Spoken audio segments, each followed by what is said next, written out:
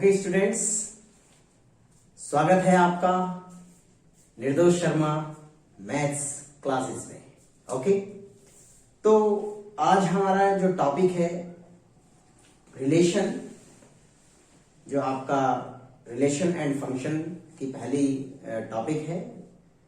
तो इसमें हम पढ़ेंगे रिलेशन के विषय में, रिलेशन के बारे में।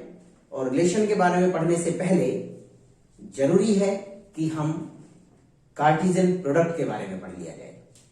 कार्टेशियन प्रोडक्ट क्या है? देखिए, Cartesian product of two sets. अगर हमारे पास दो सेट हैं, सपोज करिए set A 1 2 3 and B set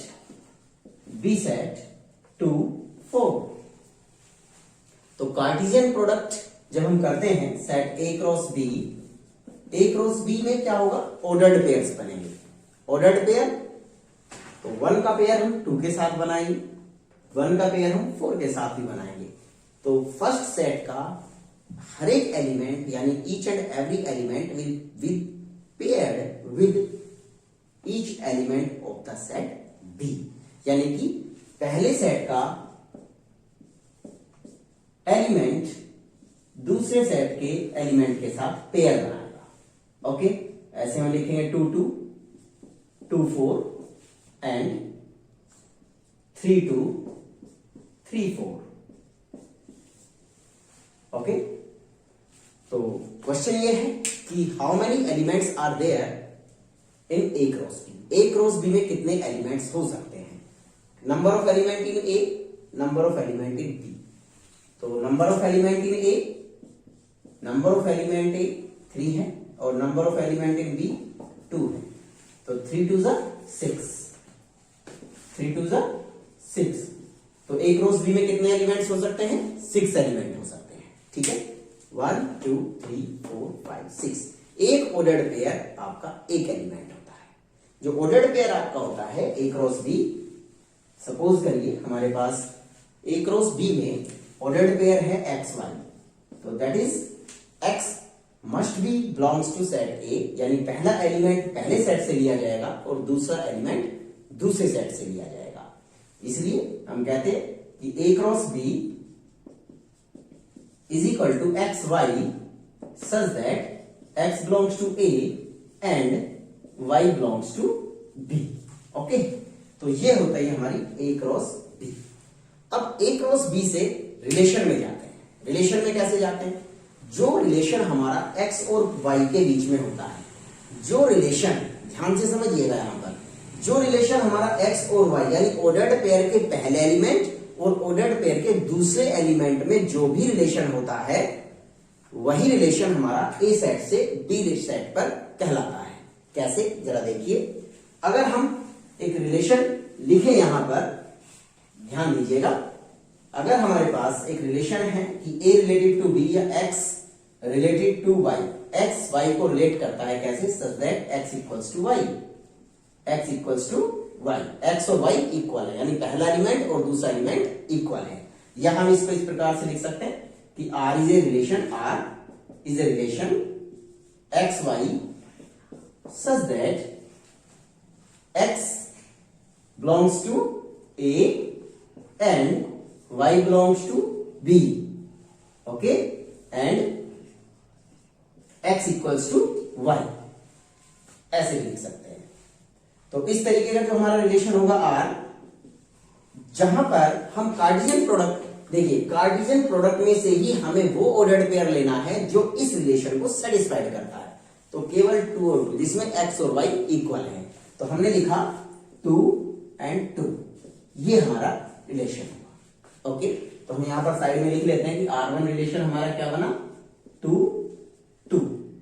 okay, अब हम दूसरा रिलेशन लिख लेते हैं, कोई और रिलेशन।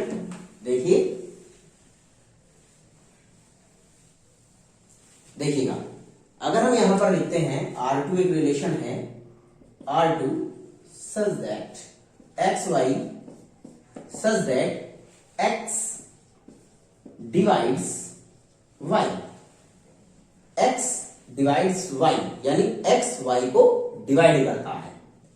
ओके, तो x y को डिवाइड करता है, तो इसका मतलब कैसे?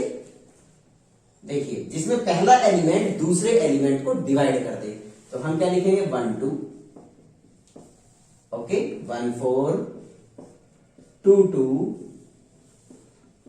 2 4, 3 2 को डिवाइड नहीं कर सकता, 3 4 को डिवाइड नहीं कर सकता, तो इसका मतलब इसमें केवल यही ऑर्डर्ड पेयर होंगे। ओके, अब देखिए आप, ये भी हमने A क्रॉस B से ही फाइंड किए हैं, राइट। अगर हम एक और रिलेशन लिखते हैं, सपोज करिए मैं R3 रिलेशन लिख रहा हूं, R3 रिलेशन है X Y such that x equals to y equals to x plus 1, y equal to x plus 1। सभी रिलेशंस में ये जरूरी है यहां पर, क्योंकि आप A से B सेट पर रिलेशन कर रहे हैं, तो पहला एलिमेंट A सेट से ही होगा और दूसरा एलिमेंट B सेट से होगा। यहां पर आप लिख भी सकते हो कि x belongs to A and y belongs to B, right बेटे। अब देखिएगा हम यहां पर इस रिलेशन को कंसिडर करते हैं, तो इसमें क्या आएगा X Y such that y equal to X plus 1, यानी y जो है वो x से 1 जाना है। तो देखिए ये है कंडीशन जिसमें y जो है वो x से 1 जाना है। और कौन सी कंडीशन है ऐसी जिसमें ये वाली कंडीशन, ओके 3 4, राइट। अब आप देख सकते हैं कि यहां पर भी हमारा R2 R3 जो रिलेशन है, R3 रिलेशन भी हमने A क्रॉस B से ही फाइंड किया है। अब देखिए आप अगर A क्रॉस B नहीं आपको पता होगा तो आप रिलेशन को कैसे समझ पाएंगे, नहीं समझ पाएंगे ना। तो आपको क्या करना है, पहले A क्रॉस B को समझना है। तो A क्रॉस B आप देख सकते हैं कि जो भी हमारा रिलेशन, चाहे वो R1 था, चाहे वो R2 है, चाहे वो R3 है, वो जो रिलेशंस हैं हमारे कहां से आ रहे हैं, A क्रॉस B में से आ रहे हैं। तो रिलेशन क्या है, relation is the relation from set A to set B। A set से B सेट पर जो रिलेशन है that will be subset of A cross B। जो होगा, जो रिलेशन होगा वो A क्रॉस B का सबसेट होगा। ओके, तो ये डेफिनेशन बनती है रिलेशन की कि relation is always a subset of A cross B। अब प्रश्न ये उठता है कि कितने रिलेशंस बनाए जा सकते हैं। दो सेट हैं, कितने रिलेशंस बनाए जा सकते हैं। तो जैसा कि हमने अभी आपको बताया था, हमने कि A क्रॉस B में कितने एलिमेंट हो सकते हैं, यहां पर n क्रॉस n, यानी जो number of element set A में है और जो number of element set B में है, तो हम उनकी अगर मल्टीप्लाई कर दें, जैसे हमने यहाँ पे 3 और 2 की मल्टीप्लाई की 6, तो 6 एलिमेंट्स A क्रॉस B के अंदर हो सकते हैं। और हमने आपको ये बताया कि जो रिलेशंस हैं वो A क्रॉस B के सबसेट्स हैं। तो आपने जो पढ़ा है सेट्स के अंदर कि number of subsets of A set क्या होते हैं, 2 की पावर n होते हैं। नंबर ऑफ सबसेट्स होते हैं 2 की पावर n, लेकिन यहां पर जो सेट के अंदर एलिमेंट है वो कितने हैं, 2 की पावर m क्रॉस n। तो नंबर ऑफ रिलेशंस कितने होंगे, 2 की पावर m क्रॉस n, यानी इसमें 6 एलिमेंट्स हैं, तो 2 की पावर 6 यहां पर नंबर ऑफ रिलेशंस हो सकते हैं। ठीक है, तो आपको अगर पता करना है कितने नंबर ऑफ रिलेशंस हो सकते हैं, तो 2 की power m cross n, where m is the number of element in set A and n is the number of element in set B। तो इस तरीके से हम रिलेशंस को डिफाइन करते हैं, राइट। अब एक टर्म आएगी यहां पर डोमेन, कोडोमेन और रेंज के विषय। ये भी आपको सीखना अति आवश्यक है, बहुत आवश्यक है बेटा। डोमेन, रेंज और कोडोमेन के बारे में सीखना बहुत आवश्यक है, क्योंकि इस तरह के क्वेश्चंस आपसे 1 नंबर में भी पूछे जाते हैं, एमसीक्यूज में पूछे जाते हैं, और रेंज के बारे में आपसे कंपटीशंस में भी काफी क्वेश्चंस पूछे जाते हैं। देखिएगा, तो जो हमने आपको बताया कि जो रिलेशंस हैं उसमें ये ऑर्डर्ड पेयर बनते हैं। जो पहला एलिमेंट होगा हर रिलेशन का, जो पहला एलिमेंट होता है हर रिलेशन में, जो ऑर्डर्ड पेयर का पहला एलिमेंट होता है वो डोमेन सेट बनाता है। ठीक है, तो अगर हम बात करें डोमेन सेट, ठीक है, तो R2 का डोमेन क्या होगा, 1 और 2 ओनली। तो डोमेन ऑफ R1, अगर मैं R1 की केवल बात करूं, ठीक है बच्चों, देखिए अब मैं केवल इस रिलेशन को ले रहा हूं, R1 भी मैंने रब कर दिया है और R2 को हम लेते हैं। चलो अब हम इसे R ही लिख लेते हैं कि रिलेशन R है जो सेट A से सेट B पर डिफाइन किया गया है। तो देखिए अगर हम बात करें डोमेन ऑफ R, तो डोमेन आर जो हमारे ऑर्डर्ड पेयर्स हैं, रिलेशन के अंदर जो ऑर्डर्ड पेयर्स हैं उनमें जो पहला एलिमेंट होगा वही डोमेन। ओके, तो 1 और 2 देखिए यहां पर पूरा सेट 1 2 3 डोमेन नहीं बन भी सकता है और नहीं भी बन सकता। ओके, तो यहां पर जो हमारा जो पहले एलिमेंट होते हैं वही डोमेन होते हैं। ओके, यानी x की वैल्यूज जो ऑर्डर्ड पेयर में x की जो वैल्यूज होंगी वही हमारे डोमेन सेट को बनाएंगे, जो भी x की वैल्यूज होंगी। राइट, तो हम कह सकते हैं जो डोमेन R होता है वो सेट A पहले सेट का सबसेट भी हो सकता है और पहला सेट कंप्लीट भी हो सकता है। अब हम बात करते हैं कोडोमेन की। Codomain of R, codomain of R क्या है? जो पूरा का पूरा सेट B होता है, और जो पूरा सेट B है वही हमेशा कोडोमेन होगा। जो पूरा सेट B होता है वही आपका कोडोमेन होता है। और रेंज, अब बात करते हैं हम रेंज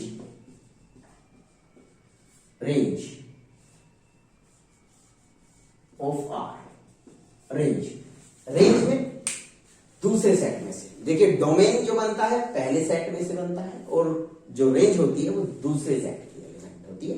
तो जो हमारे ऑर्डर्ड पेयर में दूसरे वाले एलिमेंट्स होंगे, दूसरे वाले एलिमेंट्स यहां पर 2 है और 4 है, तो हम क्या करेंगे यहां 2 और 4, ये हमारी रेंज हो जाती है, range of the relation R. अब ये रेंज जैसा कि इस केस में आप देख रहे हैं, रेंज पूरा सेट B है, यानी रेंज जो है वो कोडोमेन का सबसेट हो सकती है और पूरा कोडोमेन भी हो सकती है। तो रेंज जो होगा, range of set R that is subset और इक्वल टू B सेट, यानी कोडोमेन। ठीक है, तो रेंज जो है वो कोडोमेन के इक्वल भी हो सकती है, यानी B सेट के इक्वल भी हो सकती है और उसका सबसेट भी हो सकती है। तो हमने सीखा ये कि जो पहला सेट है उसमें से हमारी डोमेन आएगा और जो दूसरा सेट होता है उसमें से हमारी रेंज आएगी। ओके, तो रेंज सेट और जो पूरा का पूरा सेट B होगा, पूरा सेट B, उसमें से कोई एलिमेंट आपका नहीं छूटेगा, वो होता है हमारा कोडोमेन। राइट, तो अगर हमारे पास ऑर्डर्ड पेयर्स हैं, तो हम उसको क्या कहते हैं? रेंज कहते हैं। राइट, अगर हमारे पास ऑर्डर्ड पेयर हैं तो हम उसको डोमेन और कोडोमेन फाइंड कर सकते हैं, डोमेन और कोडोमेन हम फाइंड कर सकते हैं। राइट, अब देखिए उसके बाद हमें देखना यह है कि रेंज और डोमेन, जो रेंज है वो होती है value of the relation. Right, अब देखिए इसके बाद अगर हम आते हैं टाइप ऑफ रिलेशंस। देखिए जैसे हमने आपको बताया कि जो रिलेशन है वो A क्रॉस B का सबसेट होता है। ये A सेट का B सेट पर रिलेशन है। R is a relation A set to B set, A set से B सेट का। ओके, तो A सेट से B सेट पर जब हमारा रिलेशन है तो वो A क्रॉस B का सबसेट होगा, लेकिन रिलेशन तो A सेट का A सेट पर भी हो सकता है, इट इज पॉसिबल। ये तो होगा subset of A cross B। Okay, और जो रिलेशन हमारा A सेट से A सेट पर होगा that will be the subset of A cross A, वो A क्रॉस A का सबसेट होगा। अगर हमारा रिलेशन A सेट से B सेट पर डिफाइन किया गया है तो वो A क्रॉस B का सबसेट होगा, और अगर हमारा रिलेशन A सेट से A सेट पर डिफाइन किया गया, यानी पहला सेट भी A और दूसरा सेट भी A लिया जाएगा, तो उस केस में क्या कर रहे हैं, that will be the subset of A cross A। वो किसका सबसेट होगा? A क्रॉस A का सबसेट होगा। चलिए अब A क्रॉस A के जो सबसेट्स हैं उस पर और हम थोड़ा सा डिस्कशन कर लेते हैं। अब यहां से हम एक रिलेशन डेवलप कर रहे हैं A क्रॉस A का। ओके, देखिए अब हम जाते हैं टाइप ऑफ रिलेशन पर। ये बहुत इंपॉर्टेंट टॉपिक है 12th के लिए स्पेशली। यहां तक आप ये जो बेसिक हमने अभी तक पढ़ा है ये 11th क्लास में है, और अभी जो 12th क्लास में आएगा उसमें आएगा आपको type of the relations. Type of the relations में सबसे पहला है reflexive relation. Okay, reflexive relation. Reflexive relation. Reflexive relation, देखिए रिफ्लेक्सिव से क्या मतलब है? रिफ्लेक्सिव रिलेशन का मतलब ये है कि जो रिलेशन होता है, एक आर जो रिलेशन है यहां पर आर कैसा होगा? ए से ए पर होगा, अर्थात ए क्रॉस ए का सबसेट होगा। तो हम देख सकते हैं यहां पर रिलेशन, रिफ्लेक्सिव रिलेशन में देख सकते हैं हम यहां पर क्या, देखो ए क्रॉस ए के सबसेट से, यानी ए क्रॉस ए। रिफ्लेक्सिव रिलेशन में हम क्या करेंगे? तो 3 टाइप्स हैं रिलेशंस के, 3 types, reflexive relation, symmetric relation and transitive relation. तो हमें पढ़ना है क्या? Reflexive relation. रिफ्लेक्सिव रिलेशन में हमें क्या करना होता है कि each and every element of the set A must be related to itself. यानी आपको क्या करना है कि ए सेट का प्रत्येक एलिमेंट, हर एक एलिमेंट खुद से रिलेटेड होना चाहिए। एग्जांपल देता हूं मैं आपको और फिर आपको समझ में आएगा। सपोज करिए मैं एक रिलेशन लिख रहा हूं यहां पर 1 1 2 2 और 3 3। ओके, तो यहां पर आप देख सकते हैं कि पहला एक एलिमेंट 1 से रिलेटेड है, 2 2 से रिलेटेड है, 3 3 से रिलेटेड है।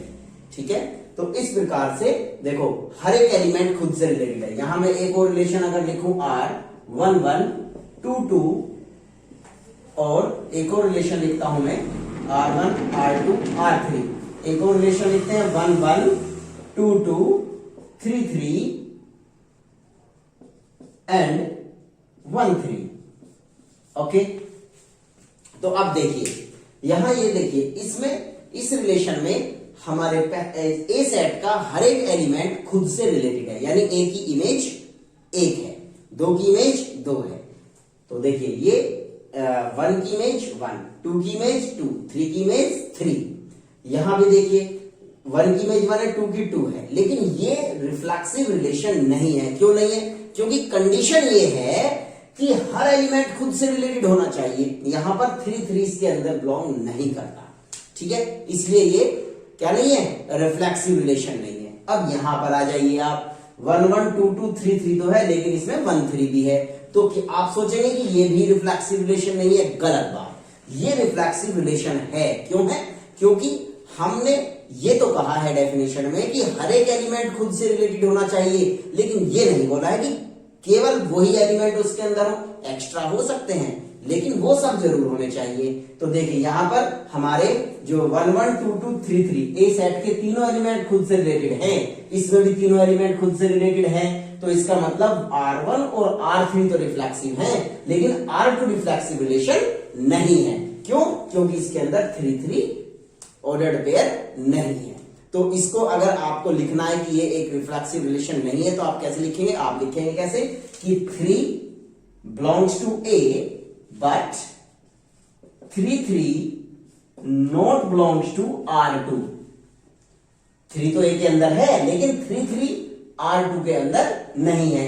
Therefore R2 is not a reflexive relation. Therefore R2 is not reflexive.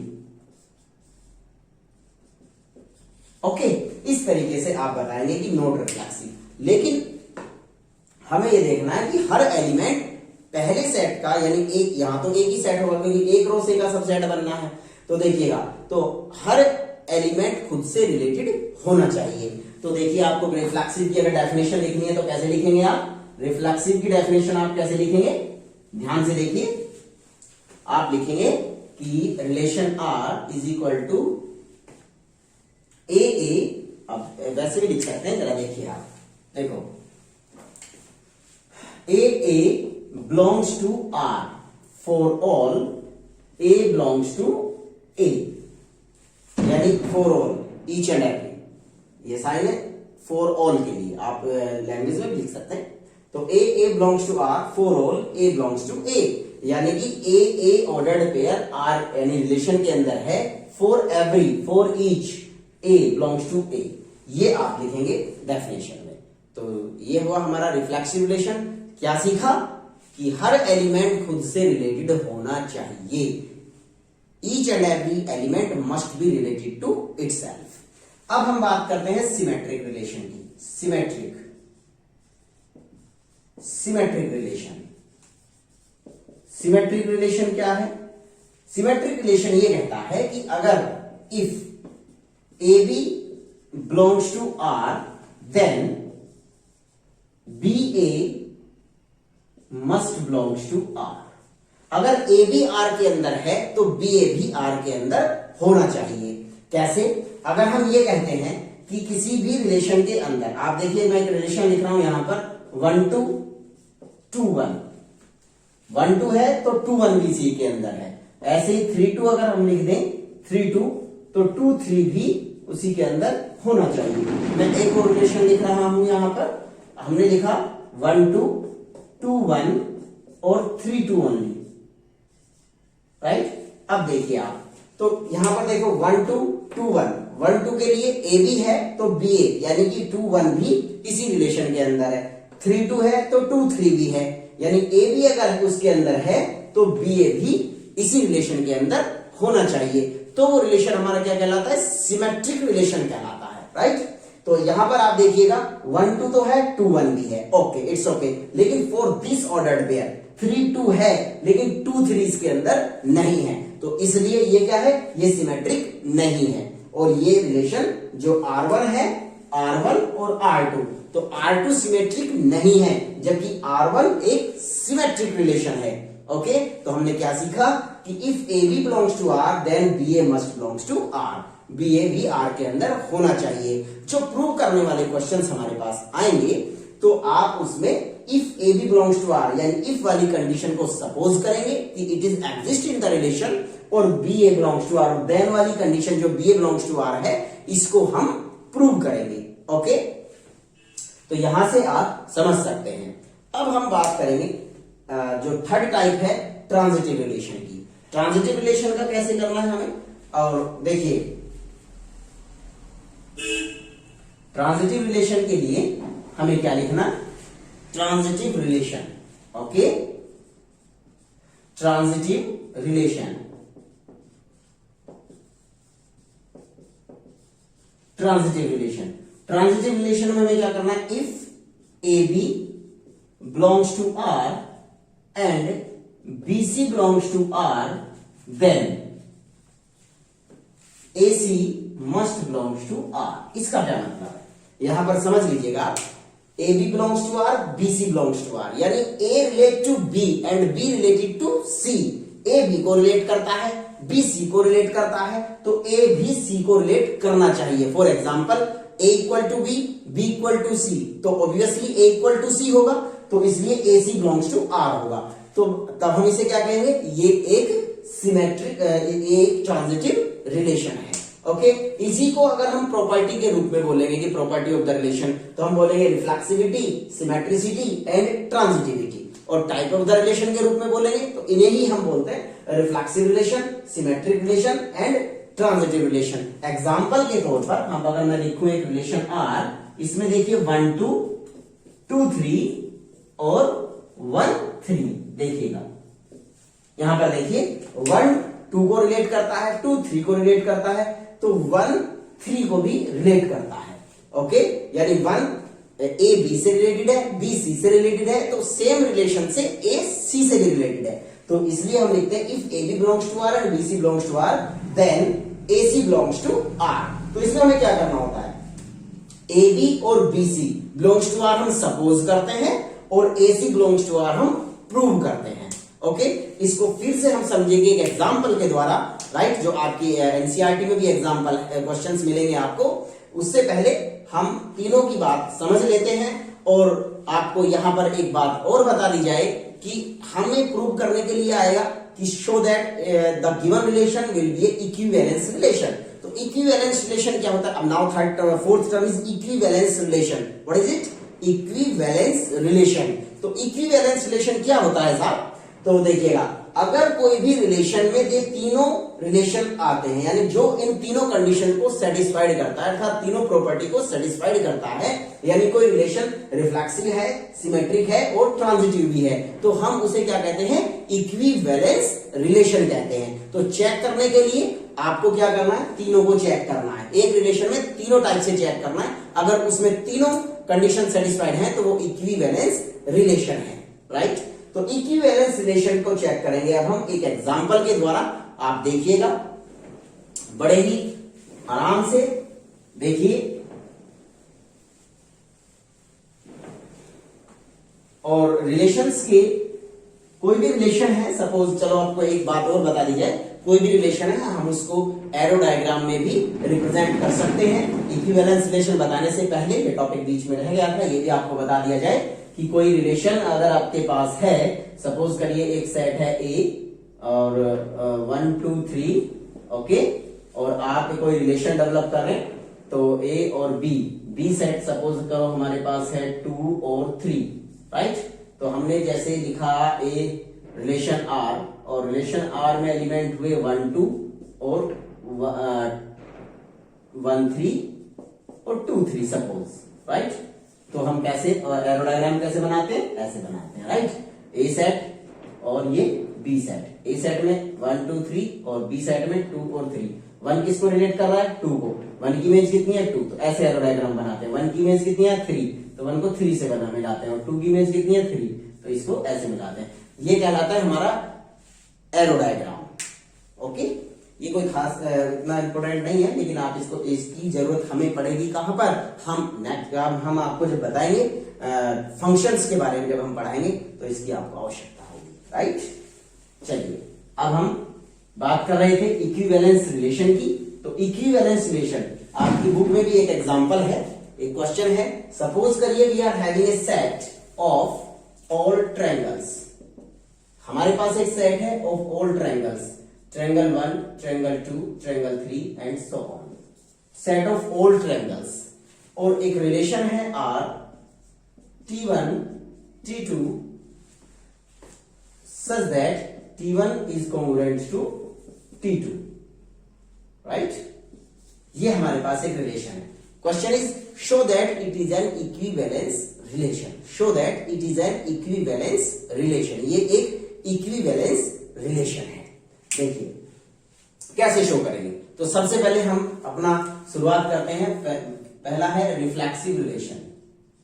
तो आपको बिल्कुल इसी तरीके से हेडिंग डालनी है, ओके, और अपना सॉल्यूशन करना है। रिफ्लेक्सिव रिलेशन, तो हमने रिफ्लेक्सिव रिलेशन में क्या बताया था आपको कि each and every element must be related to itself, हर एक एलिमेंट खुद से रिलेटेड होना चाहिए। तो ये तो आप ज्योमेट्री से जानते हैं, आप लिखेंगे बाकायदा कि we know that by the geometry each and every triangle is congruent to itself, यानी कि हर एक ट्रायंगल, जो भी ट्रायंगल है वो खुद के कॉन्ग्रुएंट तो होता ही होता है। तो इसलिए हम लिखेंगे always T1 is congruent to T1, therefore, okay, since therefore T1 belongs to R। तो आपने क्या शो कर दिया, A belongs to R, for all T1 belongs to A। सभी जितने भी ये इसके अंदर A के अंदर एलिमेंट्स हैं, क्योंकि दोनों हर ट्रायंगल खुद के कॉन्ग्रुएंट होता है, तो हम यहां पर लिख सकते हैं T1 belongs to R, for all T1 belongs to A। तो आपने रिफ्लेक्सिविटी इसमें शो की है बाय ज्योमेट्री, ओके। उसके बाद यहां पर आपको रीजन लिखना पड़ेगा, by geometry we know that. उसके बाद आप लिखेंगे, क्या लिखेंगे आप, symmetric relation, right. Symmetric relation, symmetric relation, symmetric में क्या लिखेंगे आप, सिमेट्रिक, सेकंड हेडिंग डालेंगे आप symmetric relation, symmetric relation. Symmetric relation में हमने आपको क्या बताया था, सिमेट्रिक रिलेशन में बताया था कि A B belongs to R आप सपोज करेंगे और B A belongs to R आप प्रूव करेंगे। तो हम मान लेते हैं कि if T1 T2 belongs to are, क्या मतलब है भाई इसका, T1 T2 belongs to R, it means T1 is congruent to T2, T1 T2 belongs to R. देखिए समझ लीजिएगा, हमने आपको बताया था कि A B belongs to R आप सपोज करेंगे और B A belongs to R आप शो करेंगे, यानी इफ वाली कंडीशन को आप सपोज करेंगे और देन वाली कंडीशन को आप प्रूव करेंगे। तो देखिएगा हमने लिखा T1 T2 belongs to R, अगर T1 T2 belongs to R है तो क्या है, T1 और T2 कॉन्ग्रुएंट है, and this implies T2 is also congruent to T1। समझ लीजिएगा यहां पर कि अगर पहला ट्रायंगल दूसरे ट्रायंगल के कॉन्ग्रुएंट है तो दूसरा ट्रायंगल भी तो पहले ट्रायंगल के कॉन्ग्रुएंट होगा। तो T2 और T1 कॉन्ग्रुएंट है, तो this implies T2 T1 belongs to R। देखिए आपने T1 T2 belongs to R suppose किया और T2 T1 belongs to R prove किया। ओके, तो इसलिए आप कहेंगे यहां पर कि therefore R is symmetric relation. Okay बेटा, सिमेट्रिक रिलेशन इस तरीके से आप लिखेंगे। देखिए घबराने की बिल्कुल आवश्यकता नहीं है, जो टॉपिक्स आपको समझाए जा रहे हैं इनको बड़े ही आराम से कई बार आप इस वीडियो को देखें, आपको बिल्कुल क्लियर समझ में आ जाने वाला है। कि आपको केवल ये करना है कि रिफ्लेक्सिव, सिमेट्रिक और ट्रांजिटिव तीनों को करना है, तीनों। और ये भी जरूरी है सेम ऑर्डर में करें, आप किसी भी ऑर्डर में कर सकते हैं, किसी भी ऑर्डर में करिएगा। और अगर आपका कोई भी रिलेशन सिमेट्रिक या ट्रांजिटिव या रिफ्लेक्सिव नहीं होता है, सपोज करो आपने पहले रिफ्लेक्सिविटी चेक की, रिफ्लेक्सिव चेक किया और वो रिफ्लेक्सिव नहीं आया, तो आपका क्वेश्चन वहीं पर समाप्त हो जाएगा। आप कह देंगे कि it is not equivalence relation. अगर एक भी कंडीशन सेटिस्फाइड नहीं होती है तब आप कहेंगे कि ये एक इक्विवेलेंस रिलेशन नहीं है, राइट। तो अब यहां पर हमने इसको सिमेट्रिक रिलेशन शो किया। अब हम बात करेंगे थर्ड वन ट्रांजिटिव रिलेशन की। देखिए ट्रांजिटिव रिलेशन, ट्रांजिटिव रिलेशन में क्या होगा, ट्रांजिटिव थर्ड हमारी कंडीशन है ट्रांजिटिव रिलेशन।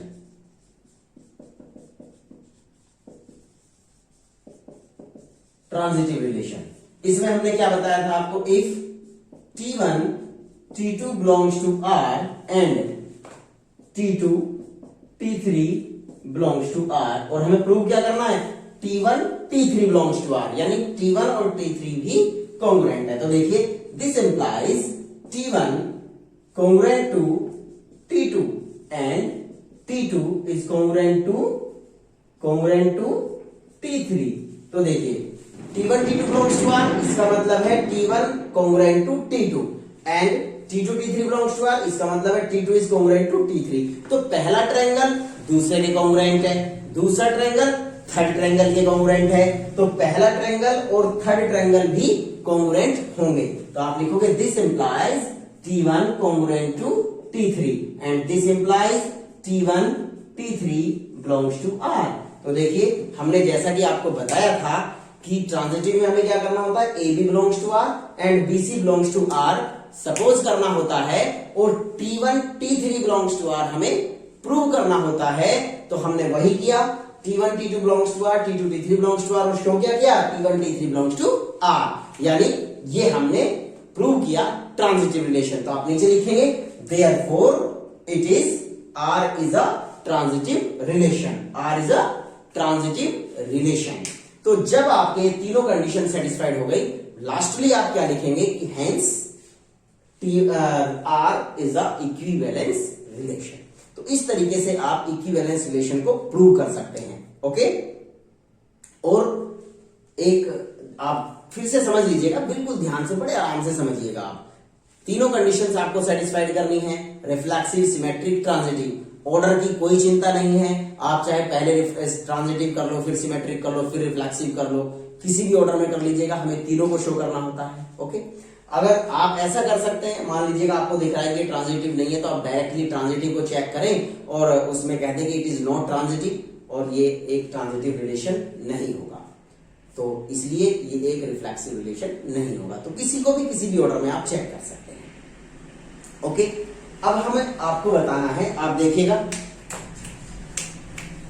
तो अब हम जो बात कर रहे थे कि ट्रांजिटिव रिलेशन, रिफ्लेक्सिव रिलेशन और सिमेट्रिक रिलेशन, राइट।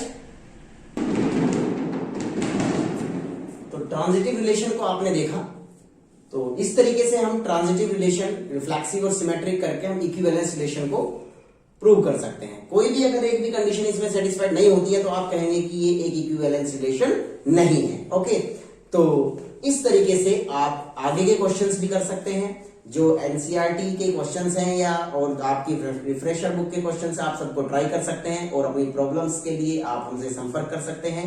ओके, और नेक्स्ट वीडियो में हम आपके लिए लेकर आएंगे इससे भी महत्वपूर्ण टॉपिक, फंक्शन। क्या लेके आने वाले हैं, फंक्शन। ओके, तो मिलेंगे हम आपसे नेक्स्ट वीडियो में फंक्शन टॉपिक के साथ। Thank you for watching us and आप सब्सक्राइब करिए और बेल आइकन को अवश्य दबाएं। आपके लिए नए वीडियो के साथ हम फिर हाजिर होंगे। Thank you.